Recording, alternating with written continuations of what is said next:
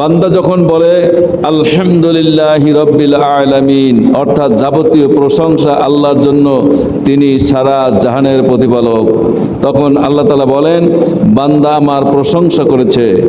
যখন বান্দা বলে আর রহমানির রহিম, অর্থাৎ তিনি দয়াময়, তিনি অনুগ্রহকারী, তখন মহান আল্লাহ বলেন বান্দা আমার মর্যাদা স্বীকার করেছে এবং আমার কাছে আত্মসমর্পণ করেছে।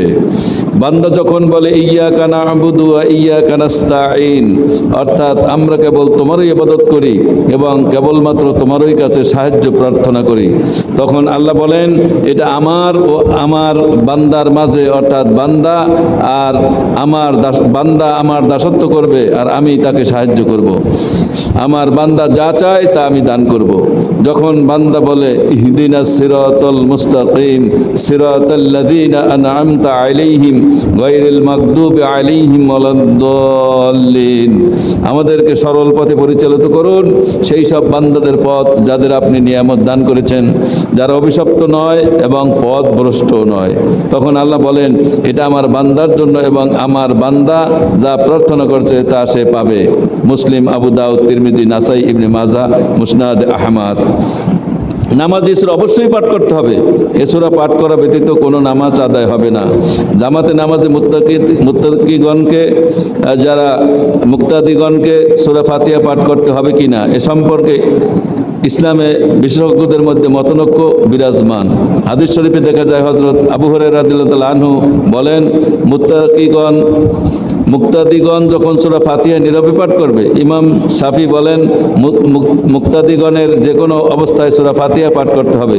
ইমাম আবু হানিফা বলেন কোন অবস্থাতেই মুক্তাদিগণের সূরা ফাতিহা পাঠ করতে হবে না। ইমাম মালিক ও ইমাম আহমদ বলেন ইমাম সাহেব যে সূরা ফাতিহা পাঠ করেন তা যদি মুক্তাদিগণ শুনতে পায় তাহলে তাদের জন্য সূরা ফাতিহা পাঠ করার কোনো প্রয়োজন নেই। তারা ইমামের পাঠ মনোযোগ দিয়ে শুনবে, কিন্তু ইমামের পাঠ যদি মুক্তাদিগণ শুনতে না পায় তাহলে তাদেরকে তা পাঠ করতে হবে। এ সম্পর্কে মাওলানা সৈয়দ আবুল আলা মওদুদী রহমাহুল্লাহ তার ভারসাম্যমূলক মন্তব্য করেছেন। তিনি বলেন ইমামের পেছনে সূরা ফাতিহা পাঠ সম্পর্কে আমি যতটুকু অনুসন্ধান করেছি তার আলোকে সর্বোত্তম পন্থা হলো ইমাম যখন উচ্চ কণ্ঠে সূরা ফাতিহা পাঠ করে তখন মুক্তাদিগণ নীরব থাকবেন, আর যখন ইমাম নীরবে পাঠ করবেন তখন মুক্তাদিগণও নীরবে সূরা ফাতিহা পাঠ করবে। এই পদ্ধতি অবলম্বন করলে কোরআন ও হাদিসের কোনো দিক নির্দেশনার বিরোধিতা করার কোনো সন্দেহের সৃষ্টি হতে পারে না। জামাতে নামাজ মুক্তাদিগণ কর্তৃক ফাতিহা পাঠ সম্পর্কিত যাবতীয় দলিল প্রমাণের দিকে দৃষ্টি রেখে এ ধরনের একটি মধ্যম পন্থা অবলম্বন করার দোষ কিছু দেখি না। কিন্তু যে ব্যক্তি জামাতে নামাজ আদায় করলে যে কোনো অবস্থাতেই সূরা ফাতিহা পাঠ করে তার সম্পর্কে কথা বলা যাবে না যে তার নামাজ হবে না, কারণ উভয় মতের পক্ষে দলিল প্রমাণ রয়েছে। এবং জামাতে সূরা ফাতিহা পাঠকারী ব্যক্তি জেনে বুঝে উদ্দেশ্যমূলকভাবে আল্লাহ তার রাসূলের নির্দেশের বিরোধী আচরণ করছে না, বরং তার কাছে দলিলের ভিত্তিতে যে মতটি প্রমাণিত সে ব্যক্তি উক্ত মতের উপর আমল করছে এবং তা অনুসরণ করছে। সূরা ফাতিহার নামকরণ। এই সূরাকে কোরআনের প্রারম্ভিক হিসাবে রাখা হয়েছে বলে এই সূরাটির নামকরণ করা হয়েছে সূরা ফাতিহা। আল ফাতিহা, ফাতিহাতুল কিতাব। এই সূরার বিষয়বস্তু পরিপ্রেক্ষিতেই সূরাটি এই নামকরণ করা হয়েছে, যার মাধ্যমে কোনো বিষয় সূচনা করা হয়েছে, কোনো বিষয় আরম্ভ করা হয়, কোনো কাজের উদ্বোধন করা হয়, কোনো গ্রন্থের শুরু করা হয় আরবি ভাষায়, তাকেই ফাতিহা বলা হয়। এ সূরাকে ফাতিহাতুল কিতাবও বলা হয়, কেননা এই সূরার মাধ্যমে আল্লাহ এই কিতাবের সূচনা করেছেন। কোরআনের প্রথমেই একে স্থান দেওয়া হয়েছে। এই সূরা দিয়েই আল্লাহ কোরআন উদ্বোধন করা হয়েছে। কোরআন পাঠকারী প্রথমে কোরআন উন্মোচন করেই এই সূরাটি দেখতে পায়। এই সূরার সাহায্যেই কোরআনের উদ্বোধন করা হয়। এজন্য সূরাকে সূরাতুল কিতাব বা ফাতিহাতুল কোরআন বলা হয়, অর্থাৎ কোরআনের কুঞ্জিকা বা কোরআনের চাবি যা দিয়ে কোরআন খোলা হয়। সুবহানাল্লাহ। সূরা ফাতিহার অন্যান্য নামসমূহ 7 আয়াত সম্বলিত সূরা ফাতিহার শুধুমাত্র একটি নাম নয়, এর অনেকগুলো নাম রয়েছে। এ সূরার কম বেশি 22টি নাম দেখা যায়। আবার তাফসিরে রুহুল মানিতে সূরায় 40টি নাম উল্লেখ করা হয়েছে। আল্লাহর কিতাবের এই সূরাটি অত্যন্ত বরকতপূর্ণ এবং এর সংখ্যা ফজিলত বর্ণনা করা হয়েছে। কোরআনে এই সূরাটিকে বলা হয়েছে উম্মুল কিতাব বা কিতাবের মা। আরবি ভাষায় উম্মু শব্দের অর্থ হলো কেন্দ্র। পবিত্র কোরআনে দেখা যায় পবিত্র মক্কাকে বলা হয়েছে উম্মুল কোরা, অর্থাৎ গ্রাম সমূহের মা। গোটা পৃথিবীর শহর বন্দর গ্রাম থেকে অসংখ্য মানুষ এসে এখানে সমবেত হয়। মক্কাকে কেন্দ্র করে সারা পৃথিবীর মানুষের মহা সম্মেলন ঘটে। এজন্য একে বলা হয়েছে উম্মুল কোরা। পৃথিবীর প্রতিটি দেশেই নিরাপত্তার জন্য সেনাবাহিনী রয়েছে। প্রতিটি সেনাবাহিনীর কাছে নিজস্ব পতাকা। এই পতাকাকে বলা হয় উম্মু, কারণ সেনাবাহিনীর প্রতিটি সদস্য এই পতাকাকে কেন্দ্র করে একত্রিত হয়। এই পতাকাই হলো সেনা সদস্যের একত্রিত হওয়ার মূল কেন্দ্র। এজন্য একে আরবি ভাষায় উম্মু বলা হয়েছে। অনুরূপভাবে গোটা কোরআনের মধ্যে যেসব বিষয় আলোচনা করা হয়েছে, সে আলোচনার বিষয়বস্তু এই সূরাকে সূরা ফাতিহার 7টি আয়াতের মধ্যে কেন্দ্রীয়ভূত করা হয়েছে। এ কারণে এই সূরাকে বলা হয়েছে উম্মুল কিতাব, সমস্ত কিতাবের মা।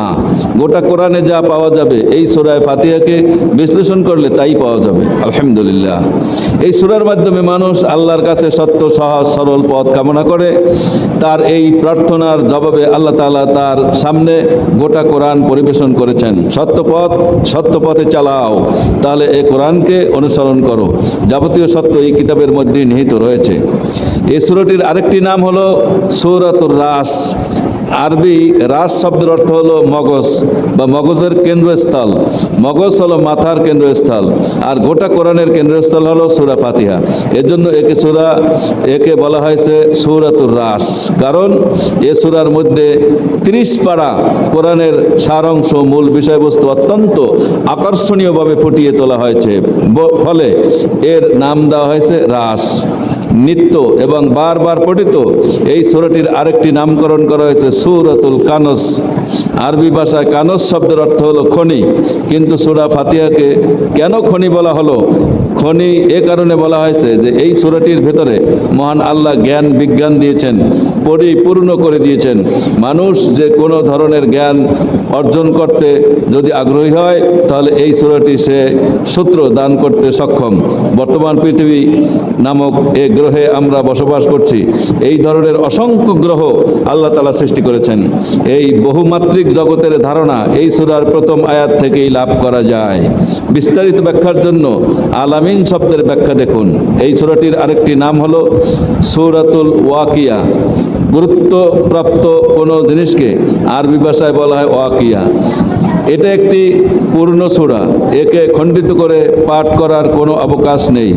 আল্লাহর কিতাবের অন্য যে কোনো সূরা খণ্ডিত করে নামাজে পাঠ করা যেতে পারে, কিন্তু কেবলমাত্র ব্যতিক্রম হলো সূরা ফাতিহা। একে খণ্ডিত করে পাঠ করার অনুমতি দেওয়া হয়নি। কেউ যদি তা করে তাহলে তার নামাজ হবে না। এই সূরা যখন পাঠ করবে তখন তা পরিপূর্ণভাবে পাঠ করতে হবে। এজন্য এই সূরার নামকরণ করা হয়েছে সূরাতুল ওয়াকিয়া বা পূর্ণত্ব প্রাপ্ত সূরা। এই সূরার আরেকটি নাম হলো আসাসুল কোরআন, কোরআনের ভিত্তি।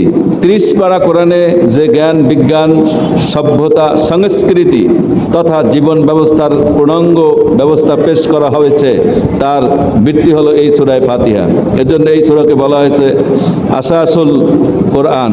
এই সূরাকে সূরাতুল হামদ বলা হয়েছে, কারণ এই সূরার প্রতিটি সত্রে এই মহান আল্লাহ রাব্বুল আলামিনের প্রশংসাই বর্ণিত হয়েছে। মানুষ জানে না যে কিভাবে আল্লাহ তাআলার প্রশংসা করবে। এই সূরার মাধ্যমে আল্লাহ তাআলা অনুগ্রহ করে তা মানব মণ্ডলীকে শিক্ষা দিয়েছেন। এই সূরা পাঠকালে পাঠকের মুখ থেকে বারবার আল্লাহ তাআলার প্রশংসাই উচ্চারিত হতে থাকে। এই কারণে সূরাটিকে বলা হয়েছে সূরাতুল হামদ বা প্রশংসার সূরা।